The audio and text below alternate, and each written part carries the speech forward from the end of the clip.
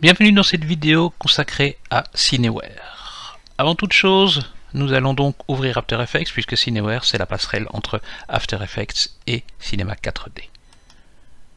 Je vais cliquer sur Adobe After Effects pour l'ouvrir. Voilà qui est fait. Je n'ai pas besoin de ceci. Je vais aller dans Fichier, Nouveau, Fichier Maxon Cinema 4D. Cineware, enregistré.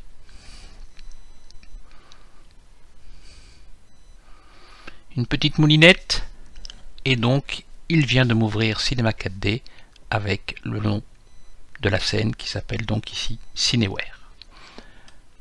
On va commencer par un simple test. Je vais créer un plane.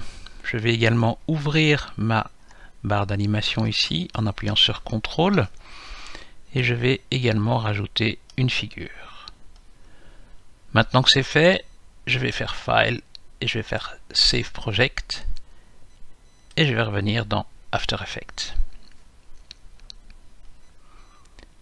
Je vais faire un fichier et je vais faire importer un fichier Cineware importé.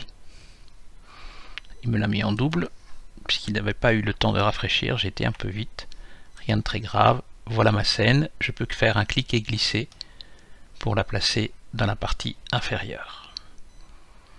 Petite moulinette, j'ai donc ici ma scène qui est représentée avec bien entendu une vue qui n'est pas super top. On va donc améliorer les choses et je vais prendre simplement vue pour avoir un rendu. Alors je suis à 73%, on va peut-être prendre 100%. Quoique on peut rester même à 50%. Là, c'est tout ça n'est qu'une question de goût. On va taper, voilà, on va rester là par rapport à ceci. Je vais retourner dans Cinema 4D,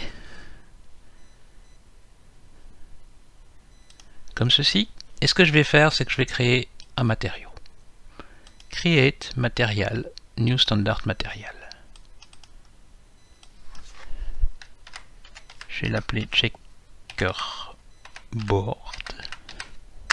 comme ceci et je vais rajouter donc dans la partie, je vais désactiver la réflectance et dans la partie texture je vais aller dans surface et je vais demander de rajouter un checkerboard.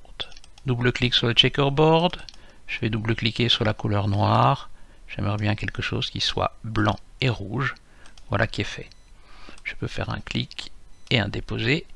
Et pour bien vérifier que ça fonctionne, je vais faire un Save Project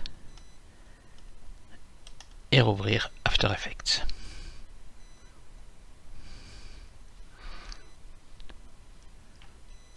On peut donc ici éventuellement, alors on va le laisser d'abord calculer, c'est un peu lent puisqu'il y a l'enregistrement plus deux programmes en parallèle.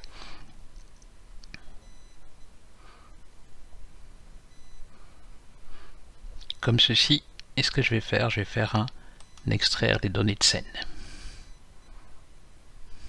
Je vois qu'une caméra est apparue. Donc j'ai déjà une bonne base. Nous allons appuyer sur la barre d'espace pour lancer l'animation.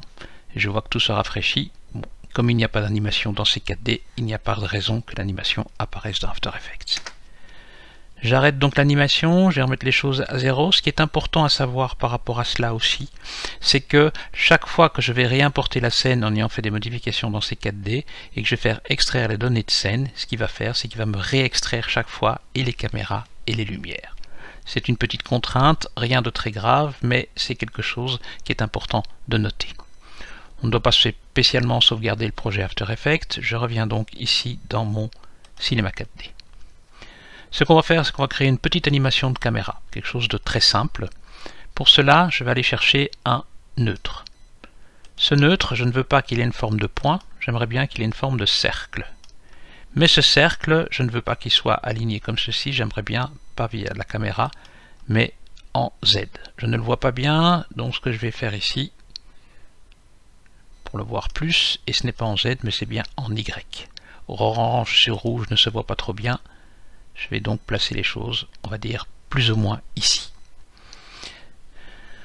Nous allons reprendre le nul et réduire un petit peu sa taille, puisque c'était juste histoire de le repérer. Ce qu'on va faire par contre, c'est qu'on va rajouter un cercle. Cette fois-ci XZ. Je vais donc déplacer la chose, on va dire plus ou moins à mi-hauteur, à la moitié c'est bien aussi. Et en fait ceci sera mon parcours de caméra. Je vais donc agrandir un petit peu la chose comme ceci. Et je vais créer deux caméras.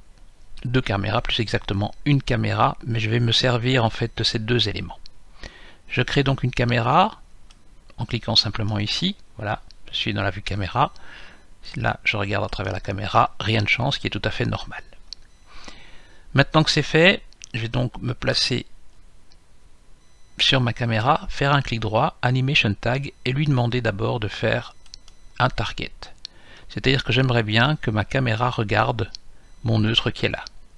Je peux d'ailleurs renommer en target, comme ceci. Je prends donc le tag, et ce que je vais faire maintenant, je vais glisser mon circle, ou plus exactement ma target, là. On voit qu'il y a eu quelque chose qui a bougé. Si je dézoome très fortement ma scène, je vois que la caméra maintenant s'est alignée pour bien regarder ma target, puisque je vois que la ligne là va vers la target. Deuxième opération, Animation Tag, Align to Spline. Et donc il me demande quelle est la courbe sur laquelle je dois l'aligner. Eh bien sur mon cercle. Comme ceci. Je vois donc maintenant que il y a donc mon cercle qui est placé, ma caméra qui est liée à ce cercle. Je vais pouvoir maintenant animer les choses. J'ai ici une position à 0% en frame 0. Je vais donc cliquer sur le petit rectangle, ou plus exactement le losange d'animation, comme ceci. Je déplace mon curseur et ce que je vais faire ici, je vais mettre les valeurs à 100%. Et je valide par une clé d'animation. Je reviens en arrière, je regarde, splendide. Je vais regarder à travers ma caméra, appuyer sur Play, et je vois donc bien mon animation. Je vais donc appuyer sur Stop, File, Save Project. Je reviens ici dans ma scène et je vois qu'il a tout de suite détecté en fait le fait qu'il y ait une caméra puisqu'il me place correctement les choses. On va voir si en appuyant sur l'animation tout se passe bien. Alors je vais peut-être prendre un petit peu plus petit, que je vois justement les différents éléments et je vois donc bien que le checkerboard est placé et que ma caméra est placée aussi. Je peux appuyer sur la barre d'espace pour arrêter l'animation et je peux revenir dans Cinema 4D. Je vais sortir de l'œil de ma caméra comme ceci et ce que je vais faire pour rajouter, eh bien je vais simplement aller rajouter une lumière. Je vais prendre par exemple une lumière omnidirectionnelle que je vais placer au-dessus de mon pantin. Je dois bien entendu par rapport à cela, par rapport aux lumières, eh bien ici aller simplement lui demander d'activer les ombres. Je vais faire des shadow maps. On ne voit pas la chose, c'est logique puisque dans les options, les shadows ne sont pas activés par défaut. Et là je vois donc une superbe ombre. Faut le dire vite que c'est superbe, mais une superbe ombre par rapport à mon objet. Je vais reprendre ma lumière ici et ce que je vais faire dans la partie détail, je vais lui demander de faire par exemple Inverse Square Physically Accurate. Une zone est apparue autour de ma lumière et je peux éventuellement réduire un peu la chose. Et ce que je peux faire également, c'est que je peux décaler ma lumière et je vois bien l'effet avec l'ombre. File, Save Project. Mais avant toute chose, je dois replonger dans l'œil de la caméra. File, Save Project. Je reviens ici dans After Effects. Je vois qu'il y a un changement, mais en fait je vois que dans ma scène, il me manque justement ma donnée de scène. Si je fais extraire, il me rajoute quoi? Il me rajoute ma lumière, mais il me rajoute une deuxième caméra, chose dont je n'ai pas besoin. Donc ma caméra peux éventuellement la supprimer. Si j'appuie sur Play, je vois donc que les choses sont correctement animées. Plusieurs contraintes, le fait que dès que vous allez extraire les données de scène, eh bien à chaque fois il va réimporter la totalité, c'est une contrainte, il faut juste en avoir conscience. Il fera les choses pour les lumières et pour les caméras. Pour aller plus loin, si vous voulez en savoir plus, eh bien ce que je ne peux que vous conseiller de vous inscrire à la formation de Cinema 4D Initiation auprès de Video Design.